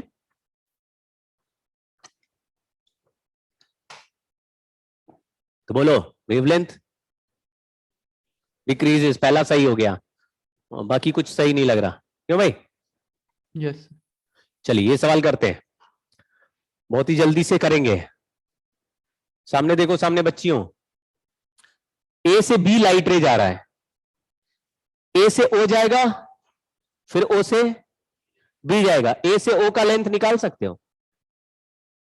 देखो ये परपेंडिकुलर डिस्टेंस स्मॉल ए लिखा हुआ है और वहां 60 डिग्री लिखा हुआ है। क्या कोई राइट एंगल ट्राइंगल सॉल्व करके ए से ओ का लेंथ निकल सकता है? करो। है cos 30 कौन सा एंगल है? ये एंगल अगर ए बाय साइन 30 होगा तो cos क्यों लोगे? cos तो ये दोनों साइड का रेशियो बताएगा। ए बाय साइन 30। अरे tan लोगे तो ये दो साइड का रेशियो। मैं एओ पूछ रहा हूं, लल्लू हो गए क्या तुम लोग?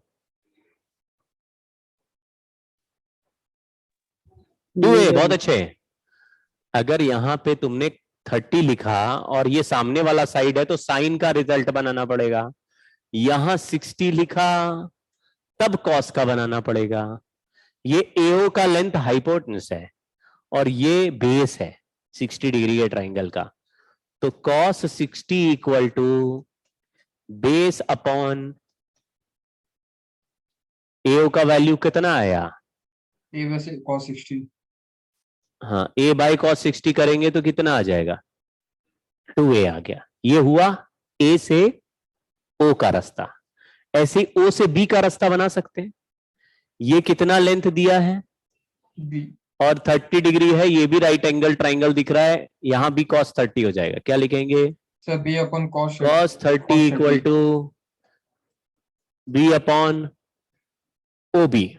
OB का वैल्यू क्या आया? b। ये √3/2 है।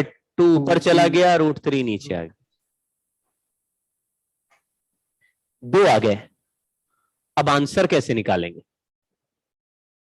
सर म्यू को भी तो इंटू करेंगे ना इसके साथ। हाँ, तो मैंने तो मना किया ही नहीं। सवाल क्या है? सवाल क्या पूछा है? ऑप्टिकल पाथ का फॉर्मूला क्या बताया? Mu into actual path. हाँ, तो ये ऑप्शन क्या क्या लेंथ ट्रैवल कर रहा है? 2a और 2b वैल्यू थी। हाँ, ए से पहले ओ गया और ओ से फिर, तो ए से ओ किस रिफ्रैक्टिव इंडेक्स में गया? 1 में। तो किससे मल्टीप्लाई करेंगे? 1 से। और ओ से बी किस रिफ्रैक्टिव इंडेक्स में गया? √3 में। तो किससे मल्टीप्लाई करेंगे? C option. थ्री से ऑप्शन मल्टी- होगा सी। बहुत बहुत तड़पा के सॉल्व किए हो तुम लोग। बहुत ही बेकार सवाल था। क्या बात कर रहे हो? ऑप्टिकल पाथ क्या लिखा? μ1 इंटू एओ, एओ प्लस μ2 इंटू ओबी। μ1 यानी 1 into 2a plus √3 into 2b/√3। क्या आंसर आया? ऑप्टिकल पाथ आ गया। ठीक है, बहुत ही कम लोग हैं जो ऑप्टिकल पाथ सॉल्व कर पाते हैं। अब हमारा फेवरेट लॉज ऑफ रिफ्रैक्शन है। रिफ्रैक्शन के लॉज दो हैं। पहला वाला रिफ्लेक्शन की तरह ही है। क्या बोलते हैं कि angle of incidence, angle of refraction and और नॉर्मल ये नॉर्मल जो है सबका प्लेन सेम है। यानी स्पिन बॉलिंग की तरह नहीं हो सकता कि टप्पा खाया एक जगह पे और मुड़ गया इधर। सरफेस के परपेंडिकुलर है, टकराया, नॉर्मल इसी प्लेन में रहेगा, ना तो इधर मुड़ेगा ना इधर मुड़ेगा। समझ गए क्या? नॉर्मल ऐसा है और इधर टकराया तो इसी प्लेन में रहेगा, यही रहेगा। ये तीनों एक ही प्लेन में, ऐसे टकरा के इधर नहीं जा सकता, टकरा के इधर भी नहीं जा सकता, है ना, इसी प्लेन। दूसरा, फर्स्ट लॉ तो यही होता है। सेकंड लॉ क्या होता है? Angle i is equal to angle r. Snell's law. Snell's law क्या बोलता है? स्नेल्स लॉ बोलता है पहले मीडियम में मान लो आई एंगल है और दूसरे मीडियम में आर, तो जैसा लिखा है वैसे ही कर देना। फर्स्ट मीडियम का रिफ्रैक्टिव इंडेक्स और फर्स्ट मीडियम का एंगल आई, तो लिखना है n1 sin i। Second medium का रिफ्रैक्टिव इंडेक्स और सेकंड मीडियम एंगल, तो क्या लिखना है? n2 sin r। एक मीडियम का रिफ्रैक्टिव इंडेक्स और उसी मीडियम का एंगल sin i, दूसरे का रिफ्रैक्टिव इंडेक्स दूसरे का एंगल। करेक्ट। इसमें आई और आर आपस में रिवर्सिबल होते हैं हमेशा, क्योंकि रिवर्सिबिलिटी ऑफ रे है। मतलब अगर इधर से आर पे भेज दे तो उधर आई पे निकल जाएगा। समझे क्या? तो इससे फर्क नहीं पड़ता कि पहले कौन है और दूसरा कौन है। लाइट रे नीचे से ऊपर फेंको या ऊपर से नीचे फेंको, फॉर्मूला है एक मीडियम और उधर का एंगल, दूसरा मीडियम दूसरा एंगल। ऐसे याद रखिए, कभी झंझट नहीं लेना पड़ेगा कि रिफ्रैक्टिव इंडेक्स क्या लिखें, किसका लिखें, कब ऊपर कौन सा लिखें, नीचे कौन सा लिखें। वरना क्या होता है, refractive index is sine i by sine r ऐसे बताते हैं। तो किसका रिफ्रैक्टिव इंडेक्स? यहां पे कितने मीडियम है, दोनों का अपना अलग अलग रिफ्रैक्टिव इंडेक्स होता है। पानी से अगर ग्लास में गया तो ऊपर वाटर है नीचे ग्लास है, और लाइट रे θ1 से गया θ2 में, तो n1 sin θ1 इक्वल टू किधर से किधर गया उससे फर्क। समझ गए क्या? मतलब मीडियम 1 कौन सा है, मीडियम 2 कौन सा है, स्नेल्स लॉ को इससे फर्क नहीं पड़ता। पहला मीडियम पहला एंगल, दूसरा मीडियम दूसरा एंगल। ये सारे एंगल किसके साथ ही लिखने हैं? नॉर्मल के साथ, वरना मामला गड़बड़ हो जाएगा। ठीक है, ये दो है। स्नेल्स लॉ प्रूव किया जा सकता है। फर्मा प्रिंसिपल तो हमने पढ़ा था कि light ray takes minimum time between 2 points, उससे ही ये भी डिराइव किया जा सकता है। एंगल ऑफ डिविएशन देख लेते हैं। अगर दो तरह के मीडियम है, अगर n1 is greater than n2, यानी ये डेंसर मीडियम है और ये रेयर मीडियम है, तो उल्टा बोलना है ना, I is less than R, जैसा इस फोटो में दिख रहा है।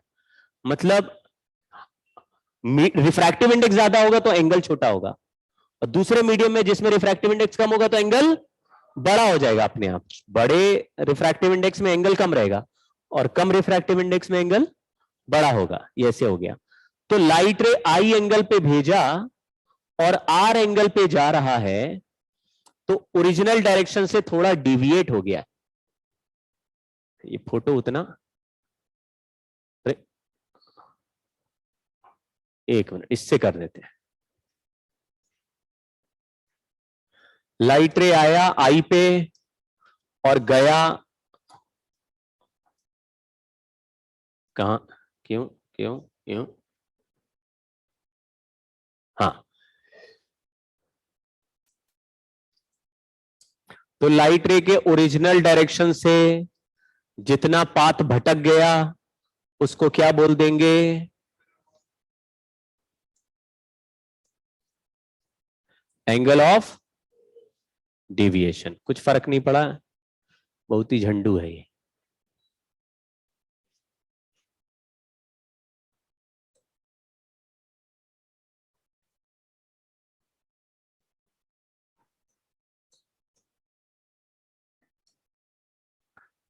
हाँ, थोड़ा थोड़ा दिखा। तो एंगल ऑफ डेविएशन का फॉर्मूला बच्चों बताओ क्या होगा? अगर लाइट रे आ रहा था आई एंगल पे, ये आई एंगल पे आ रहा था और जा रहा है आर एंगल पे, तो ये आई है, मतलब यहां भी आई एंगल है, तो ये कितना एंगल हुआ? तो डेल्टा का वैल्यू लिख देंगे, इसका उल्टा भी लिख देते हैं, अगर n1 लेस देन n2 होगा तो I ग्रेटर देन R होगा, एंगल ऑफ डेविएशन का वैल्यू I माइनस R लिख देंगे। ये एंगल हो गया फॉर रिफ्रैक्शन, फॉर रिफ्रैक्शन। अब मैं इसके लिए ग्राफ बना रहा हूं, एंगल ऑफ, इसके लिए बना रहा हूं, इसके लिए नहीं बना रहे, इसके लिए थोड़ी देर बाद बात करेंगे, ठीक है। अभी इसके लिए ग्राफ बना रहे हैं, जब लाइट रे रेयरर से कौन से मीडियम में जा रहा है, डेंसर मीडियम कौन सा बोलते हैं, किसका? जिसकी डेंसिटी ज्यादा होती है, नहीं, जिसका रिफ्रैक्टिव इंडेक्स ज्यादा होता है। लेकिन मोस्ट ऑफ द टाइम हमने देखा है जो दिखने में डेंस दिखते भी है उनका ही रिफ्रैक्टिव इंडेक्स भी ज्यादा है, जैसे ग्लास और वाटर में ग्लास का ही रिफ्रैक्टिव इंडेक्स ज्यादा है, लेकिन फिर भी ये कोई रूल नहीं है। जैसे ग्लास और ग्लिसरीन का रिफ्रैक्टिव इंडेक्स सेम होता है, तो ग्लिसरीन तो लिक्विड है, ग्लास तो सॉलिड है, रिफ्रैक्टिव इंडेक्स सेम है, तो अलग अलग मीडियम का अलग अलग रिफ्रैक्टिव इंडेक्स होता है। फिर भी मैं जो स्टेटमेंट बोल रहा हूं वो बहुत ही बेकार और बहुत ही शॉर्ट टर्म स्टेटमेंट्स हैं, क्योंकि किसी भी मीडियम का रिफ्रैक्टिव इंडेक्स कभी भी फिक्स, कौन सी लाइट यूज कर रहे हैं उसके हिसाब से, ग्रीन लाइट के लिए अलग होगा, ब्लू लाइट के लिए अलग होगा, रेड लाइट के लिए अलग, समझ गए क्या? तो अभी मैं बोलूं इस मीडियम का रिफ्रैक्टिव इंडेक्स और इसका रिफ्रैक्टिव इंडेक्स सेम है, तो ये जरूरी नहीं कि हर लाइट रे के लिए सेम हो सकता है, किसी के लिए सेम हो, किसी के लिए नहीं हो, समझ गए क्या? तो मामला अलग अलग भी हो सकता है, ठीक है। तो यहां पे लेकिन अगर मैंने एंगल ऑफ डेविएशन का आई के साथ ग्राफ बनाया तो ग्राफ ऐसा दिखता है, और यहां π/2 लिख दिया, यानी एंगल ऑफ इंसिडेंस का वैल्यू हम बढ़ाते जा रहे हैं ऐसे, ये आई है और यहां आर है, आर छोटा है आई बड़ा, ये वाला केस, तो आई का वैल्यू बढ़ाते जा रहे हैं, किधर ऐसे बढ़ाते जा रहे हैं, तो आर का वैल्यू भी बढ़ता जाएगा, तो एंगल ऑफ डेविएशन का भी आंसर ऐसे धीरे धीरे बढ़ता जाएगा। मैक्सिमम डेविएशन कहां पे मिलेगा? जब आई का वैल्यू π/2, ठीक।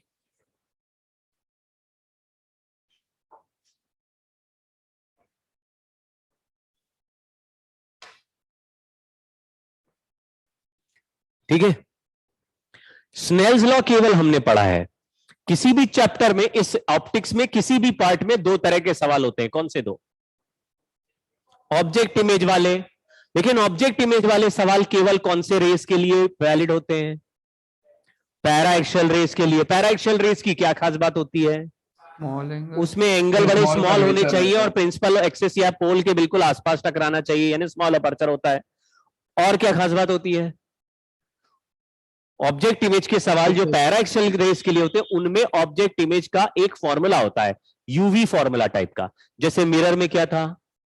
1/v + 1/u = 1/f, वहां पे मिरर के लिए था। ऐसे लेंस के लिए कुछ और फॉर्मूला होगा, जनरल रिफ्रैक्शन के लिए कुछ और होगा, ठीक है। समझ गए क्या? ऑब्जेक्ट इमेज के सवाल एक कैटेगरी के सवाल है, उसके लिए फॉर्मूला ऑलरेडी होता है, रेज ऑलरेडी होती है, उनमें रेज हमको दी नहीं जाती। क्या दिया जाता है? ऑब्जेक्ट ये रहा, इमेज बताओ। कुछ समझ में आया क्या? ये ऑब्जेक्ट है, इमेज कहां बनेगा बताओ। ये एक कैटेगरी के सवाल है, ये अभी थोड़ी देर बाद आएंगे। पहली कैटेगरी का सवाल यहां पे जो हम कर रहे हैं वो रे वाला है, यानी अभी शुरुआत में क्या दिया जाएगा आपको? Incident ray. और क्या पूछा जाएगा?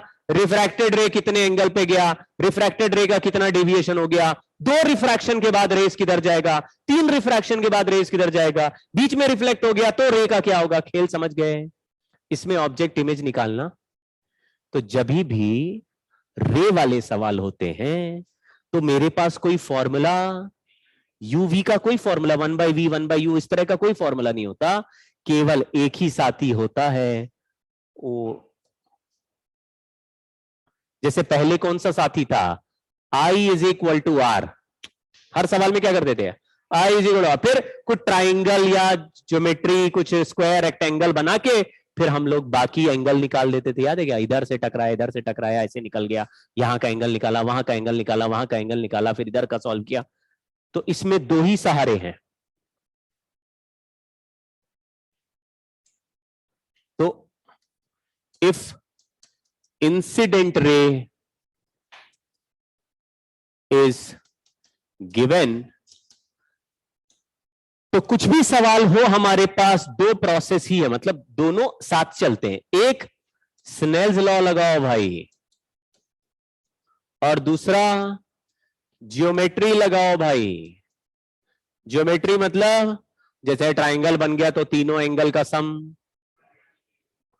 क्वाड्रिलेटरल बन गया तो चारों एंगल का सम, यही सब ज्योमेट्री है। यहां एंगल आ गया तो पैरेलल साइड है तो ये वाला एंगल सेम हो गया, वो अल्टरनेट सेम हो गया, करस्पॉन्डिंग एंगल सेम हो गया। कुछ ऐसा कहानियां सुनी है ना, वही अभी भी हो जाएंगी। सारे एंगल नॉर्मल के साथ लेंगे। ठीक, सवाल अभी देखते हैं। पहला सवाल देख लेते हैं। लिखा हुआ है, ये तो अच्छा सवाल है। Light ray is incident upon glass slab और refractive index √3 from air, angle between refracted and reflected is 90 degree, angle of incidence. जानबूझ के मैंने इस सवाल को पहला सवाल रखा है कि आपके दिमाग में यह बात इस सवाल को पढ़ के एकदम क्लियर हो जाएगी कि यहां पे क्या लिखा है, एंगल बिटवीन रिफ्रैक्टेड रे एंड, मन में क्या आता है, रिफ्लेक्टेड रे तो मिरर में होती है। यहां पे हम ये इंश्योर कर रहे हैं कि आपके दिमाग में हमेशा ये रहे कि हम जब रिफ्रैक्शन सॉल्व कर रहे हैं उस समय भी रिफ्लेक्शन हो रहा है। कभी पानी में ऐसे झांक के अपना इमेज देखे हो? है वो लायन वाली कहानी सुने हो, जिसमें कुएं में देखता है तो अंदर है क्या, कुत्ता होता है? लायन वाली कहानी थी कि लायन बोलता था रोज एक जानवर मेरे पास पहुंचाओ नहीं तो पूरे गांव को खा जाऊंगा। तो फिर एक रैबिट जाता है और बड़ा देर से जाता है। अरे देखो सब जगह पंचतंत्र की यही कहानी है, हर कहानी में केवल रैबिट ही जाता है। रैबिट बोलता है, वो बोलता है देर से क्यों आए? बोले तुम यहां बैठो, हमको तो वहां पे एक और शेर मिल गया भाई, वो रोक रहा था, कह रहा था तुम मेरे शिकार हो। बोले कहाँ है? बोला कुएं में देखो। तुम्हारे में लोमड़ी जाती थी? अच्छा, चालाक लोमड़ी। अच्छा, हाँ। तो लायन जब झांकता है कुएं में तो उसको रिफ्लेक्शन दिखता है, उसने ऑप्टिक्स पढ़ी नहीं होती, फिर कूद जाता, कहता अरे ये तो दूसरा है, पढ़ा होता तो समझ गए। लेकिन रिफ्लेक्शन दिख रहा है, ये मेन बात है, जबकि वाटर ट्रांसपेरेंट है। अब बताओ जंगल में कुआं बनाया किसने? जंगल में कुआं बना के रह रहे जानवर हैं, उनको पता नहीं है ये पानी में रिफ्लेक्शन दिखता है। कितना बड़ा लल्लू है। टाइगर कहीं से तो पानी पी, लायन कहीं से तो पानी भी पीता होगा, वहां भी दिखता होगा उसको रिफ्लेक्शन। रिटार्डेड था क्या? चलो, तो हम लोग ज्यादा सीरियसली नहीं लेते। यहां पे किसी एंगल आई पे लाइट रे को इंसिडेंट कर दिया। सवाल यह है कि लाइट रे अगर रिफ्लेक्ट हो जाए तो कितने एंगल पर रिफ्लेक्ट होगी? आई के बराबर। और रिफ्रैक्ट हो जाए तो कोई और एंगल है आर, ये हमें पता नहीं है।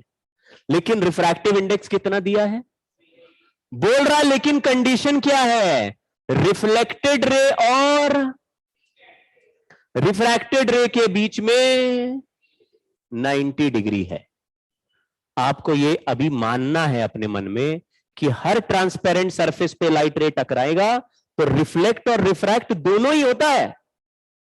लेकिन अगर रिफ्रैक्ट ज्यादा होगा तो वो ज्यादा बेटर ट्रांसपेरेंट सरफेस वो दिखेगा, सरफेस यानी अंदर की चीजें बढ़िया दिखेंगी। और अगर सारा लाइट रे रिफ्लेक्ट हो जाए तो मिरर की तरह दिखाई देगा, उसमें ऊपर की इमेज ज्यादा दिखेगी और अंदर की चीजें कम दिखेंगी। कुछ समझे क्या? तो अगर जैसे फिल्म लगा देते कांच पे, जैसे शोरूम के बाहर ग्लास लगा रहता है तो अंदर शोरूम भी दिखाई देता है, लेकिन पास से जाओ तो अपना चेहरा भी ऐसे बाल बना लेते हैं हम लोग, क्यों भाई? ठीक है, 90 डिग्री। अब इसको देखो जरा, आई, ये आई और आर मिला के कितना हो गया?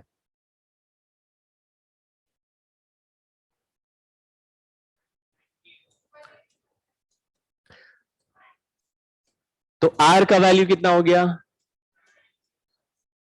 फिर स्नेल्स लॉ क्या होता है? देखो यहां का रिफ्रैक्टिव इंडेक्स 1 है, यहां का √3 है। अब बोलो स्नेल्स लॉ, आप ही बोलो। हाँ बोलो शाबाश। 1 साइन आई, ये एक आदत है, आपको देख के फोटो तुरंत लिखने की आदत होगी। पहला मीडियम का रिफ्रैक्टिव इंडेक्स क्या दिया है और उधर एंगल कितना लिखा है? 1 साइन आई इक्वल टू, दूसरे का रिफ्रैक्टिव इंडेक्स क्या है? √3, आगे साइन आर, आर की जगह क्या लिख देंगे? तो √3 sine 90 minus i. What is 90 minus sine 90 minus i? Cos i. यहां पे क्या लिखा है? Sine i upon cos i क्या हो गया? तो tan आई का वैल्यू क्या हो गया? तो आई का वैल्यू क्या आ गया? 60 डिग्री आ गया।